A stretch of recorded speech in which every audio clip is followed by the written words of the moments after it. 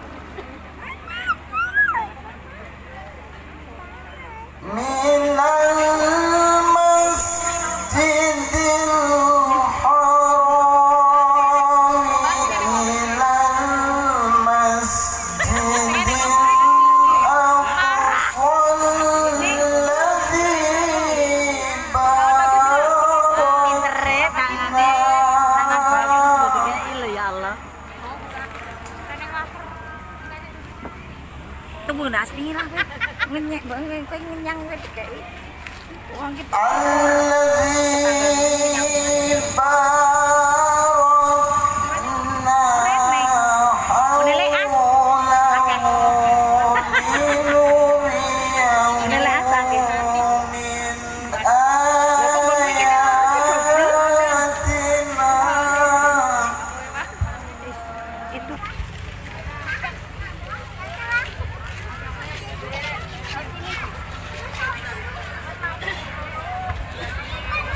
Para hadirin dan hadirat dimohon duduk kembali.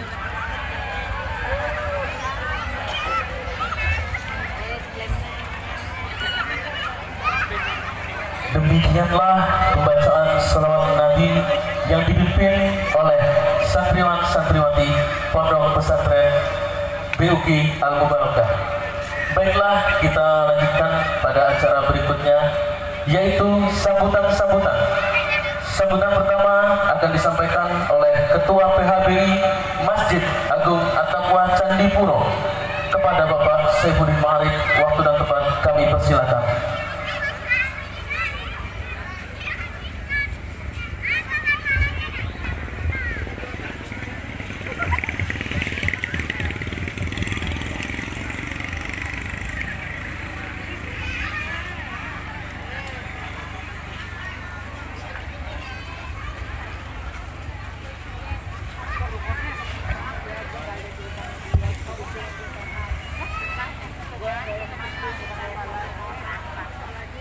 Assalamualaikum warahmatullahi wabarakatuh.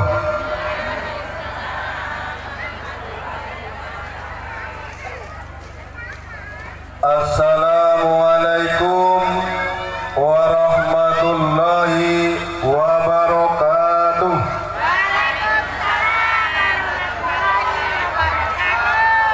Belum kompak. Tadi lagi agar kompak. Assalamualaikum warahmatullahi wabarakatuh.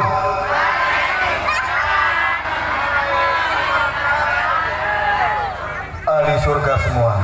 Amin ya rabbal alamin. Bismillahirrahmanirrahim.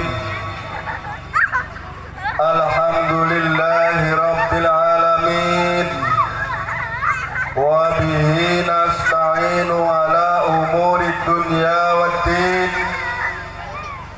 Wa ala alihi wa sahbihi ajma'in. Qala Allah ta'ala, Bismillahirrahmanirrahim. Rabbi israh li sadri wa yassir li amri wahlul 'uqdatam min lisani yafqahu qawli, amma ba'du. Karena Allah menutupi perbuatan-perbuatan dosa saya dari depan Bapak Ibu sekalian. Coba kalau dibuka oleh Allah Subhanahu wa taala. Saya yakin saya datang ke sini saja tidak mampu saya untuk menegakkan kepala termasuk panjenengan sedaya. Bener mboten? Lebih kata dosa napa amale? Kata dosane napa amale? Kita berdoa semoga amal kita selalu meningkat di sisi Allah Subhanahu wa ta'ala. Bapak Ibu yang dirahmati Allah Subhanahu wa ta'ala, negara kita ini salah satu yang terkena endemi secara internasional tentang virus nopo? Corona apa? Nopo niku corona? Virus sing gawe sapa? Ma musibatun illa biidznillah. Tidak ada suatu musibah kecuali atas izin Allah. Kenging nopo kinten-kinten kok muncul virus corona? Aja displesetnya lho, corona. Kan enten corona, enten corolla. Lebih bahaya pun di corona apa corolla? Ya jelas corona. Corona itu komunitas rondo rodok orsinil. Nek corolla komunitas rondo lanjut usia kayak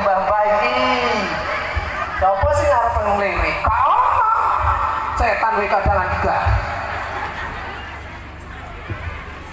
Tapi yang jadi masalah bukan itunya. Kita takut berlebihan hingga kita melupakan Allah. Bu, kenal Israel? Kenal? Kapan dikenalan? Mengko bengi gelem? Koron makin dalu kenalan ke Israel? Nah Israel sampun kenalan kalian jenengan dugi tegrian jenengan. Gak akan pulang sia-sia kecuali nyawa yang jenengan akan dicabut. Koron? Koron? Takon kono kene sing jawab. Fa idza jaa ajaluhum la yastakhiruna sa'ata wa la ya, kalau ajal sudah datang kepada kita tidak bisa kita mengundurkan atau memajukan barang saat ya. Iki sedaya niki calon mati sedaya. Sing rambutnya putih-putih ndang cepat bertobat. Sing rambutnya orang putih ya cepat bertobat. Pengen apa coba? Dunia semakin tua, tanda-tanda akhir. Ajarkan apa ajaran Islam itu? Kalau salaman bukan muhrimnya, maka bener nek wong Sunda itu, Pak Ustaz Murtasa, benar. Orang Sunda itu kalau salaman gimana tuh? Ya kan? Enggak nempel. Ya memang itu kalau bukan muhrim ya jangan nempel. Lah iki kan orang ditempel sijine nyosor. Ini jadi masalah. Kita jangan terlalu khawatir terhadap corona, tapi juga jangan menganggap remeh. Ya, menganggap remeh. Saya mendapat suatu catatan surat dari Milan. Tahu Pak Milan di mana Pak? Pak? Milan atas betul.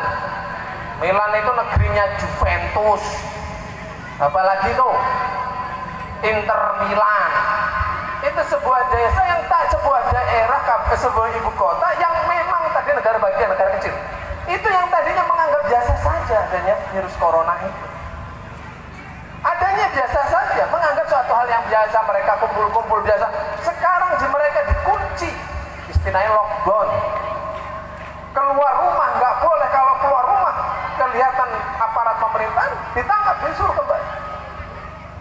Dan kondisi ekonominya sekarang hancur morat-marit. Setiap negara yang kena corona itu hampir dipastikan ekonominya hancur. Apa penyebabnya? Karena kesombongan manusia. Dari mana?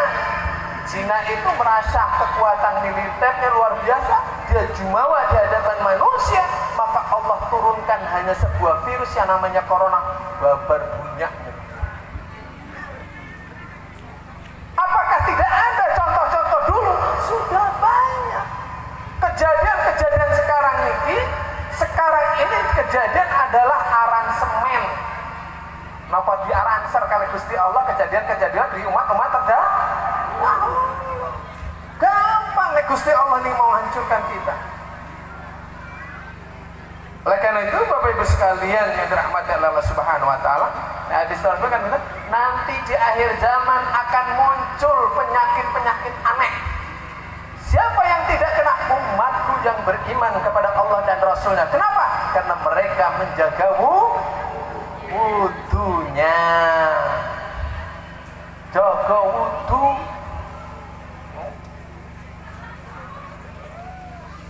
Oleh karena itu Bapak Ibu sekalian dan umat Allah Subhanahu wa taala, saya menyampaikan bahwasannya kita ini semua diliburkan, sekolah-sekolah diliburkan, termasuk pondok-pondok pesantren di karantina ya Pak Yai ya. Ya, bahkan sekarang saya mengunjungi anak saya di pondok pun tidak diperbolehkan karena kewaspadaan ini. Bukan berarti diliburkan ibu terus kopenak, oh ngomong libur ayo jalan-jalan, bukan itu. Mentang-mentang libur mau jalan-jalan ke mal-mal, justru hindari itu. Jaga anak-anak kita di rumah, menghindari apa? Menghindari kejadian-kejadian yang tidak diinginkan. Bagaimana caranya? Meningkatkan imunitas tubuh, kekebalan tuh, istirahat yang cukup, minum yang cukup, makan yang cukup. Kalau perlu minum vitamin C, vitamin C, nggak ada vitamin C, buah naga dilem. Apa? Jangan kita nggak khawatir loh sebenarnya. Di Indonesia ini nggak perlu khawatir karena orangnya hebat-hebat. Apa hebat-hebatnya coba? Gula pasir dimakan, bener nggak? Gula batu dimakan, ya toh? Terus ceker mercon, ubi kayu, ya kan? Topeng gajah, bener kan? Ya dia mana makan? Apa nih kok kue sing kados serabut apa nih? Apa akar kelapa? Rakus di Indonesia. Sambal setan, enak sambal bledek malah kan? Apa meneh? Bakso apa meneh? Bakso beranak tuh. Wong Indonesia memang hebat. Kenapa kita harus takut? Oh, pasir dipakai mah. Nggih apa nggih? Rondo royal dipangan coba. Coba dilah karo corona. Tapi tetap kita harus waspada. Ketika Allah sudah berkehendak, maka tidak ada satupun kita bisa menghindari. Apa yang bisa menghindari kita? Banyak berzikir kepada Allah, banyak berdoa kepada Allah, banyak sedekah. Ini yang akan menghindarkan kita dari bahaya. Bapak Ibu yang dirahmati oleh Allah Subhanahu wa taala. Ini kalau dari ngomong Isra Mi'raj. Baik, Isra Mi'raj ini setiap tahun kita peringati. Bener-bener Mbak. Masjid iki ke zaman aku teko nang kene ya Isra Mi'raj tetep enek. Mbok berdoa wis ilang apa ono. Ya alhamdulillah wis sapi. Ya kan? Ini masjidnya ini aman. Secara bahasa Isra itu perjalanan di waktu malam, ya. Maka kalau bapak ibu malam hari kesini itu sedang Isra, ya kan? Pokoknya bujang-bujang, arep ngapeli ceweke, bengi-bengi ya Isra. Makanya ditakoni le, kowe nang ndi? Nah, kalau santri nggak mungkin ini Ustaz, dipendung karo Ustaz. Nang ndi? Aku arep Isra, ngene sapa ngene kuyem. Misal ibu-ibu ribut karo bapake metu omah nggawa bandel baju. Mbak nang ndi? Aku arep Isra dhisik. Tapi yang dimaksud itu tidak seperti itu, perjalanan jauh di malam hari dari Masjidil Haram ke Masjidil Aqsa. Masjidil Aqsa ada di Palestina, Masjidil Haram ada di Mekah. Nah kalau ditempuh oleh perjalanan unta itu ditempuh selama 3 bulan. Belum naiknya ke Sidratul Muntaha. Nah kalau seperti ini berbicaranya bukan akal, tapi iman. Nek karo akal, itu anak niku, enten bapak ibu yang mboten. Wonten nggih. Bapak ibu itu sebab akibatnya onone anak karena ana bapak itu akal. Ciri kira nek orane bapake dadi anak ora. Dadi nek iman berbicara. Kalau akal nggak berbicara itu tidak akan jadi. Tapi kalau iman yang berbicara pasti jadi. Apa contoh orang nggak ada bapak ibu aja bisa jadi kok? Nabi Adam nggak ada bapak ibu betul. Jadi toh Siti Maryam, Nabi Isa punya bapak? Kan cuma Siti Maryam saja kan? Tapi idza arada syai'an ayyaqula lahu kun fayakun. Nek Allah kersa pasti dah. Tapi kan saiki sing kecelene akeh Maryam pengen nyontoh Maryam zaman Nabi Isa. Ya nama betul. Wah, saya prihatin. Kalau belum baca koran, ada bayi yang dibuang ibunya itu buat rebutan anjing. Terjadi di mana? Di Lampung. Coba ibu cek anak-anak kita yang di MA, di SMA, bahkan di SMP, kalau dites keperawanannya berapa persennya tidak. Itu sangat mengenaskan. Oh cukur megidek wae. Nah, iya makanya punya anak perempuan itu seperti ada telur di ujung hati-hati. Tapi kalau kita bisa menjaga anak kita, menjadi jembatan orang tuanya menuju surganya Allah. Maka masalah Isra Mi'raj itu bicaranya bukan hanya akal. Maka agama itu harus diakal-akali. Tapi perkara iman. Maka pas lagi dengan memperingati Isra Mi'raj, mari kita tingkatkan kualitas iman. Nah, kalau iman sudah ada, pasti banyak godaan gangguan. Kenapa mulai ibu-ibu? Sekarang ini baru keluar rumah saja sudah begitu banyak gangguan dan godaan. Ini boten di rumah kalah kalau acara televisi. Jadi wajar Pak Yunus naik pengajian itu sepi. Karena ujiannya banyak lawannya TV. Nggih Pak Yai nggih? Benar nggak Pak Yai? Banyak orang yang dari majelis TV apa majelis taklim? Majelis TV. Kenapa? Memang sengaja orang-orang punya televisi itu menipu kita. Bis maghrib sampai jam 12:30 acaranya dangdutan. Kenapa nih kok? Pemilihan akademi itu sampai malam itu. Belum sinetron judulnya seorang genah. Ada sinetron judulnya orang ketika hafal ya. Judulnya saja sudah merusak. Maka jangan heran kalau banyak terjadi perselingkuhan karena kita sering nonton TV. Memberikan contoh, nonton TV gawe mama anak ribut sama orang tua, ya kan, ibunya beribut dengan bapaknya, tawuran pula dan sebagainya. Contoh-contoh yang memberi kita orang pacaran lah dan sebagainya, itu disajikan pada saat kita masih tidak mengantuk matanya. Benar apa betul? Coba ini pengajian kapan disajikan? Jam 3 subuh. Siapa yang mau nonton?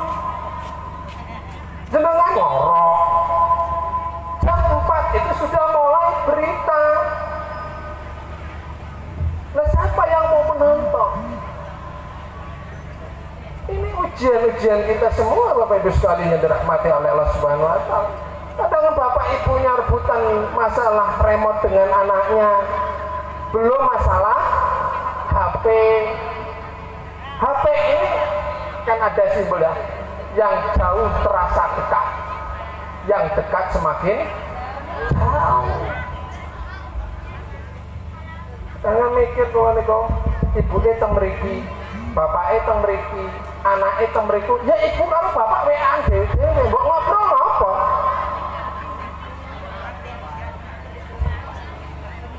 Ini bisa jadi ribut. Coba bapak ibu, kalau anaknya nggak pulang, ditanya enggak. Tapi kalau HP-nya keselip, bapaknya nanya HP apa anaknya?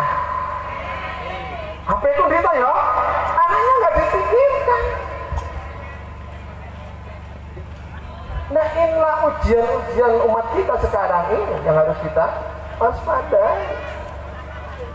Bapak Ibu kalau ingat grup Nasib Daria di tahun era 80-an itu kan ada lagi judulnya tahun 2000 ya. Tahun 2000, tahun serba mesin. Itu lagunya ternyata apa yang terjadi sekarang ini nyata. Tahun berapa itu? Tahun 80-an. Sekarang sudah berapa tahun? 40 tahun. Tapi nyata itu. Apa-apa serba mesin. Manusia disibukkan oleh mesin. Ini harus dijaga Bapak Ibu sekalian dirahmati Allah Subhanahu wa taala. Oleh karena itu Bapak Ibu sekalian yang dirahmati oleh Allah Subhanahu wa taala, menjaga keimanan melalui Isra Mi'raj. Hadirin yang dirahmati oleh Allah Subhanahu wa taala, hidup itu dengan ilmu menjadi mudah. Bu, saya ngomong kayak gini sampai ke ujung sana kedengaran karena apa? Teknologi, karena ilmu. Ya. Tapi hidup dengan seni menjadi indah. Contoh, kalau kita azan itu nggak ada seninya, indah nggak? Nggak ada. Imam nggak ada seni membacanya juga nggak indah. Allahu Akbar, Allahu Akbar, Saudara, ilaha illallah. Nggak ada seninya, tapi kalau dengan seni itu menjadi indah. Maka satu, tapi hidup dengan agama, hidup akan menjadi terarah. Karena agama yang akan mengarahkan kita mana yang baik, mana yang buruk. Bapak Ibu yang dirahmati Allah Subhanahu wa taala, Indonesia ini kalau ibarat pasar yang paling potensial. Yang apa kita? Segala aliran-aliran bisa masuk ke Indonesia, bahkan yang aneh-aneh. Bahkan ada yang ngaku Nabi Ahmad Musadek, ya kan? Tukang cukur ngaku Nabi namanya si Sayuti dari Bandung. Terakhir dari Pak Pakem, Kementerian Agama di perbatasan antara Jawa Barat dan Jawa Tengah di Losari, perbatasan Brebes, ada namanya orang yang memproklamirkan diri sebagai Nabi dengan ajarannya agamanya itu namanya Jasun, Jawa Sunda. Nabinya namanya Tugime. Dari namanya saja sudah. Kalau ada orang yang mengaku Nabi saat ini, wajib hukumnya kita untuk mengingkari. Nabi jenenge Tugime, Nabi jenenge Sayuti. Coba nek ngaji Nabi Tugime, coba sholawatan coba. Ya kan? Allahumma sholli ala Sayyidina Tugimin.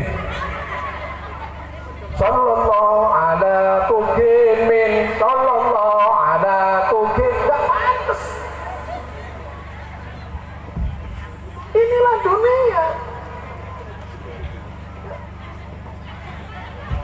Bahkan lebih parah lagi,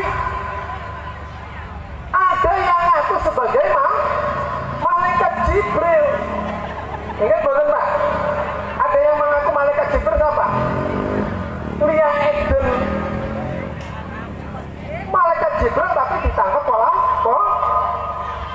polisi yang ada malaikat Israel. Maka polisi-polisi Indonesia hebat, itu malaikat Jibril dia ditangkap. Dihukum 2 tahun Lia Eden itu. Maka bisa-bisa ada malaikat Israel. Kalau ada yang mengaku malaikat Israel ditangkap itu paling membuat heboh nanti. Pengumuman dalam berita pagi telah ditangkap malaikat Israel dan dikenakan hukuman 2 tahun penjara. Oleh karena itu, untuk sementara waktu pencabutan nyawa ditangguhkan. Mbah-mbah itu senang, alhamdulillah, panjang usiaku. Inilah Indonesia dengan berbagai banyak mudah dimasuki dengan ajaran-ajaran yang nyeleneh, gafatar dan sebagainya. Nah, ini tantangan kita untuk menjaga iman. Terus pun dijagane hadiri pengajian-pengajian, kumpul sama ulama-ulama, kumpul sama kiai.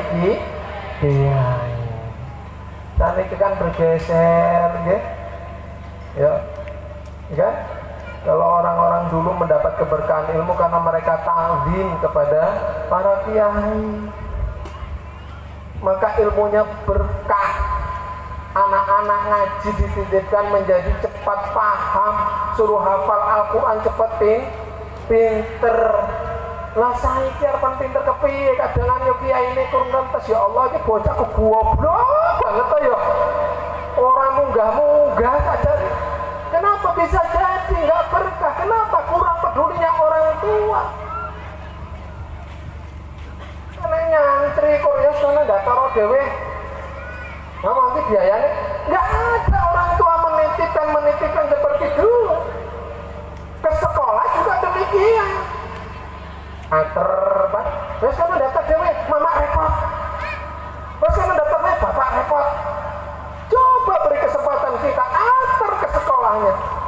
saya titip anak saya untuk dididik sini. Pokoknya saya pasrah bongkoan. Kalau salah dijewer lah Pak. Bila dipukul lah Pak. Lah saya kita kebalik gurune sing diinjek-injek kalemu. Nah gurune jewer orang tuanya enggak. Akhirnya ngelapor ke nopo. Sekarang guru tanggung jawabnya yang penting ngajar wes. Anak mau pinter mau tidak terserah. Lah anak dijewer gurune sing anak dicukur gundul gurunya yang di penjara. Coba kita muridkan, oh iya, muhasabah diri kita. Kenapa anak kita kok menjadi badung bisa jadi itu? Ayo kita muhasabah. Supaya apa? Mewariskan keimanan kepada anak-anak. Belajar ilmu yang menjadi berkah. Pak Yai, urone, kita wali santri sami dugi betul. Mau jujur mawon wae. Nah, guyu-guyu iki. Yo, ngono Pak. Coba mulai kita rubah itu. Supaya apa? Supaya ilmunya menjadi berkah. Bapak Ibu yang dirahmati Allah Subhanahu wa taala, tantangan zaman sekarang luar biasa. Maka jangan heran nanti kata Rasulullah ada anak 4 golongan laki-laki yang akan diseret oleh Allah ke dalam nerakanya Allah walaupun dia sudah masuk. Siapa di antaranya? Suami yang membiarkan istrinya tidak sholat, dibiarkan saja. Suami yang membiarkan istrinya membuka auratnya, dia tidak peduli. Ya? Orang tua yang membiarkan anak-anaknya tidak mengerti agama, tidak pernah belajar agama, dia biarkan sementara dia sibuk dengan dirinya. Bapak wis gak enek, ya, mbak wis gak enek, jatuh kepada anaknya. Anak laki-laki akan juga diseret ketika dia biarkan keluarga wanita yang ada dalam keluarganya membuka auratnya, biarkan dia tidak melaksanakan ibadah salat, akan diseret kembali oleh Allah Subhanahu wa taala. Oleh karena itu Bapak Ibu sekalian dirahmati Allah Subhanahu wa taala. Oleh karena itu kita harus benar-benar menjaga, bukan semakin mudah. Saat ini bukan semakin mudah dengan yang dulu. Kita berhadapan dengan tenggriyo kiambat sangget didik, metu setitik, godaan lain muncul. Bapak Ibu. Dan ini kan ibu-ibu nggak mau kalah dengan anak-anak muda. Ya. Maka di antara penyebab turunnya sebuah adab di dalam suatu negeri, yang pertama banyaknya kemusyrikan yang merajalela. Urune Bu, Bapak sekalian, dalam setiap acara, ini nggak di sini Bu. Saya ketika di Tanggamus, di sana itu Pak Yai, jenenge jaranan itu jadi trending topik. Jaran itu nggak cukup sampai sore, itu bisa semalam suntuk ya. Bayangkan konengan sampai jam 12 malam sampai pagi lagi. Ada waktu sholat disikat saja, nggak mengenal waktu. Korone biasanya jaran kepang kuda lumping itu yang hobi siapa? Kita kan suku-suku Jawa loh. Kalau enggak di sana enggak. Suku-suku Lampung sekarang nanggapi jaranan. Kenapa kira-kira? Seneng deleng mabuke, mangani beling, mangani paku. Nah itu apa yang digunakan? Kalau bukan melalui satu proses yang persekutuan kepada Allah Subhanahu. Siapa yang berdosa? Yang mengundang, yang mengadakan, yang melihat, itu juga terkena imbasnya. Paham Bu? Kayak rumiyin harapan hajatan kudu ngundang dukun, muter kadangan enek sing dibalangke nang dhuwur kan apa iku kira-kira? Apa? Wis ora takok jenengan sing guyu sing pernah percah itu. Ya kan? Dulu banyak celana dalam dibalangke nang dhuwur genteng. Supaya apa? Menahan hujan ya ora mungkin. Hujan itu nih, banyak berdoa. Maka sebelum kita melancarkan suatu hajatan, mintalah kepada Allah agar dilancarkan. Nanti kalaupun kita sudah berdoa ternyata itu turun, anggap itu suatu nikmat, bukan malah ngeruntuh. Yo, kok udan yo. Wis akeh-akeh ngudange ora padha teko. Ujung-ujungnya apa? Hajatannya teko. Ujung-ujungnya apa? Rumahnya dijual. Karena kan sekarang hajatan juga bisa kredit ya. Benar-benar ibadah di sisi Allah Subhanahu. Gak usah mikir kapan nih balik. Yang kedua, penyebab azab Allah itu turun apa coba? Perbuatan zina meraja. Coba sekarang tuh, apalagi itu ada yang aplikasi Bigo, itu nggak ngena. Apalagi sekarang ada TikTok. TikTok itu bukan milik orang muda saja, ibu-ibu kadang menel sambil nyuci piring juga di TikTokin. Yang lebih parah lagi di masjid, nyanyi dangdut di TikTokin di masjid. Kamu pakainya sopan kan? Bahkan sekarang itu konten-konten porno yang kadang lewat, masya Allah ya. Apa perjinaan yang online luar biasa banyak. Kumpul sudah lusuh kamar wis didekek nang buri. Itu bentuk kedurhakaan anak kepada orang tua. Coba taruh suruh milih, Bu, Ibu pun milih kamar pun di sini aja ibu kesana. Kamar depan kasih kamar depan. Ini bagi orang tua.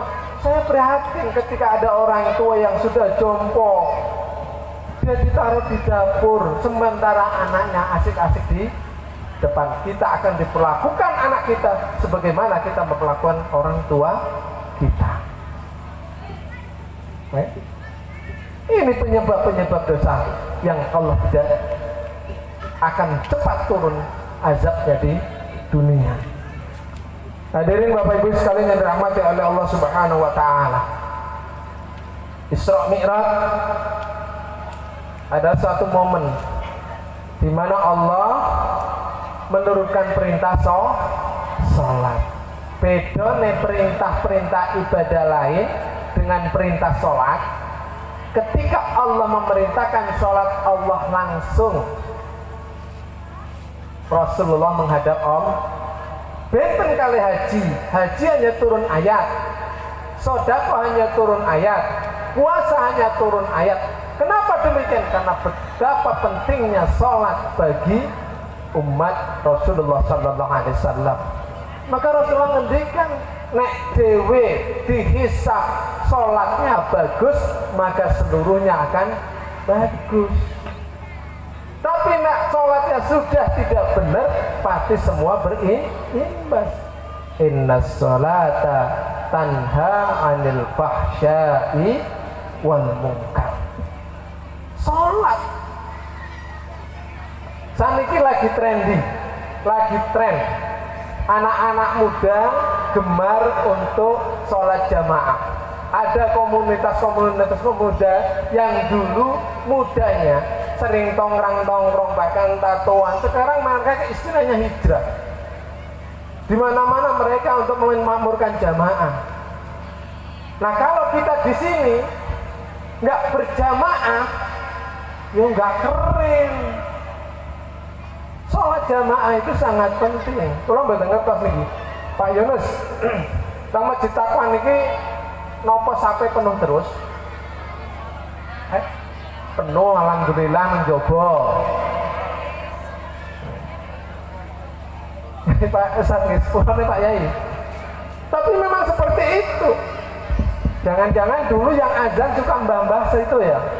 Saya kalau di sini dulu yang azan mbah-mbah itu yang Mbah Sinan, Mbak Bayan pun gitu. Pak Bayan, tesek gesang. Saniki gantine sinten? Mbah Melih. Sing azan mbah-mbah. Wajar ora penuh-penuh. Ya mbok sing azan sing apik ngono lho. Ini kalau rumah kita dekat masjid, males semua masjid. Masya Allah. Ya. Karena masjid itu merupakan tempat pusat ibadah kita kepada Allah Subhanahu wa Ta'ala. Jadi seharusnya, maka kalau di dalam haji itu ada sholat arba'in 40 waktu di Masjid Nabawi. Itu fungsinya apa sih? Itu mendidik supaya kita kalau pulang ke Indonesia, kita akan membiasakan sholat jamaah itu. Datangnya kita dari rumah ke masjid saja per langkah dihitung oleh Allah. Satu mengangkat derajat, satu menghapus dosa. Jamaah dalam barisan itu, tatkala kita satu saja, kalau kita sholat di rumah jarang kita bisa khusyuk. Benar apa enggak? Jarang kita khusyuk. Begitu Allahu Akbar pertama nggih, tapi yang kedua akan ingat yang kemana-mana. Tapi kalau di masjid kita jamaah, ada jaminan sholat bisa diterima. Yang pertama, kalau seandainya dalam barisan sholat itu khusyuk semua termasuk imam, maka akan diterima sholatnya. Kalau seandainya dalam jamaah itu satu saja yang khusyuk, maka yang lain akan dihitung oleh Allah sebagai sholat yang khusyuk. Itu saja. Nah kalau di rumah siapa yang menjamin? Nggak ada yang menjamin. Maka ciri orang yang beriman itu memakmurkan masjid. Nah, tentu Bapak Ibu sekalian dirahmati Allah Subhanahu wa Ta'ala, melalui Isra Mi'raj ini jangan lupa kita makmurkan masjid. Bentahun kiamat niki melaksanakan sholat peringatan Isra Mi'raj yang tujuannya untuk memakmurkan jamaah sholatnya, tapi bentahun pula perkembangannya nggak ada. Artinya apa? Lebu kanan, metu kiri. Jadi itu harus di. Ya. Anak-anak kecil dibawa ke masjid, ajari ke masjid. Sepurone di musola saya, mungkin Pak Anton sudah pernah ke sana. Itu anak-anak kecil banyak koyok bebek, wakai tenang. Cuman kalau sudah komat, itu mereka baris dan sudah tidak ribut lagi banyak. Awalnya itu deh, awalnya dia ribut. Tapi kita sama-sama mengajarkan dari orang-orang, kita baris sampai subuh pun kita sebaris anak-anak. Nah ini kan asal. Nah kalau kita anak-anak kita nggak ajar kita untuk ke masjid, kalau kita nanti meninggal, siapa yang akan menjadi ajar kita ke itu yang harus kita pikirkan. Ngaji, Masya Allah, anak-anak MKS seyogyanya itu bisa ngaji. Jangan gini. Tapi ternyata Bu, ketika dites MTS itu tidak semua bisa ngaji. Bahkan ngaji juga belum lancar. Mengenal huruf aja ada. Yang lebih parah, gurunya tidak bisa membaca Wonten. Karena saya dulu mensyaratkan